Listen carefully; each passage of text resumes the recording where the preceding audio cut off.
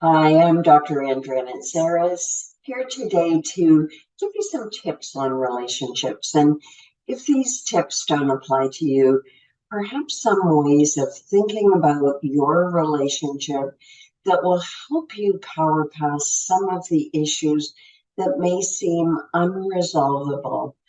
But first and foremost, looking at the relationship from the perspective of how can you change some of your approaches to your relationships to cause them to be more effective? The reality is that we're all relational beings, and we naturally seek relationships where we can securely bond and with someone who we can build a life with. And of course, we can think because we have the capacity to build a relationship and we want to build a life with someone, that our partner naturally has that same capacity.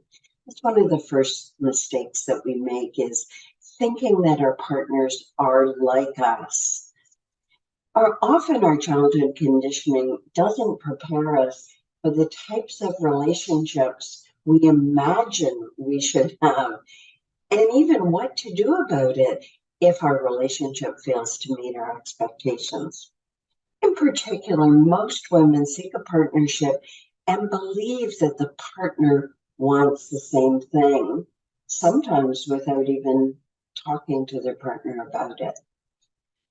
So that assumption that we make that our partner has skills and competence to build what you want to build, that they share the vision. Sometimes, of course, they give verbal and nonverbal cues that indicate that they're on the same page, but their behavior doesn't line up with it.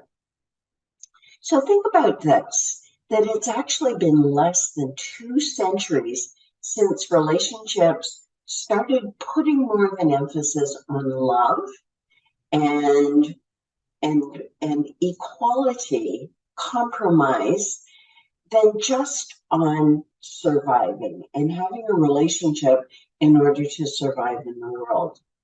Prior to 1850, less than 200 years ago, marriages were more contextual. They were more of the part of the fabric of a society, as stable marriages were a benefit to the family and the community at large, and not just for the sake of individuality and meeting individual needs, but they had a context. Marriages meant stability, not just for the couple, but the shared responsibilities of the extended family and how that couple fit into this. And that included childcare, education, care of the elderly, those types of things. And so it was more of that, if the couple, more of the couple contributing to the survival of the village. And there was more of that like-mindedness of, we're all here in this together to survive, contributing for the greater good and for the collective. And so the couple was seen as part of the social fabric necessary for survival. And it was the responsibility of leaders of society to regulate marriage, roles of individuals, and behavior. And so it wasn't just the couple showing up and saying, this is how we want to do our lives. They conformed to the social norms of the time. Another interesting fact that many people don't realize is that arranged marriages were more the norm until this time, and more common even in migrant families in the US for the first part of the 20th century. Still today, globally, 50% of marriages are arranged and have a much lower divorce rate than those of us who choose our partners, get married, and mate for love. As familial and societal expectations for marriage no longer hold couples together, more than 50% of marriages end in divorce. And that doesn't take into account the number of failed relationships of couples just living together. So think about it contextually, because we tend to think about our relationships as, I'm doing this the way society dictates right now, and there are no rules. There's no social structure to hold us to conform to any norms, and we sort of make up our rules and expectations as we go along. Think about it. What are your expectations of your partner relative to who that person actually is? Because many women in particular, and men as well, will say, I have to treat my partner like a child. They just wouldn't be able to get along with me. Or, I don't just have 3 children, I have 4 children, because I always have to tell my partner what to do. But it could be, and very well be, that your partner's brain is organized in a way that they operate more from that childlike state, or the lack of real conditioning and development in childhood, the lack of secure attachment with their primary caregivers got them stuck in a stage of development where they're just doing what's normal for them, showing up, following, complying, and waiting for you to tell them what to do. At the same time, you might be waiting for them to, quote unquote, grow up and be the partner that you expect them to be.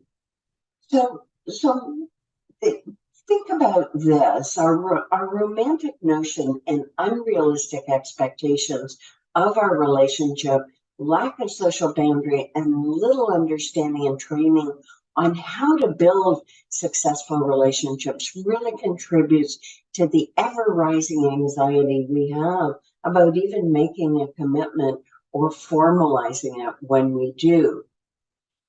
Even less than that is talking to a partner about a relationship contract. Because if we're not getting married, if we're living together, what are we contracting to do? A lot of couples show up after the first blush of romance has faded. They're living together, and it's sort of like, now what? And, one person's trying to build something and lay a foundation for the future. The other's just tooling along, doing what they've always done, because there's no conversation and there are no relationship rules and there's no contract, because some people live in fear of taking the romance out of their relationship by talking objectively about it. So if I leave you for maybe 2 tips for today, is examine your expectations and what your expectations are. Do you expect your partner to be more like you? Is that why things are going wrong? You're constantly comparing yourself and your partner and them falling short of your expectations, given that you're the benchmark for their behavior. And the other is to think about a relationship contract and talking about what you're building together and the rules for your relationship, and start negotiating. Start negotiating not from an emotional place, but from a really objective place. Learn to lead in your relationship and stop waiting for your partner to grow up and be a partner. That is so condescending when we think in those terms. So until next time, hope you get a lot out of this. Go to our YouTube channel and explore some of our offerings there on codependent relationships and other ways and tips for dismantling dysfunction, as well as hopping over to Dranitsaris-Hilliard and finding out more resources and podcasts that we have to help you maximize your potential in life, career, leadership, and most of all, in your relationships. Bye for now.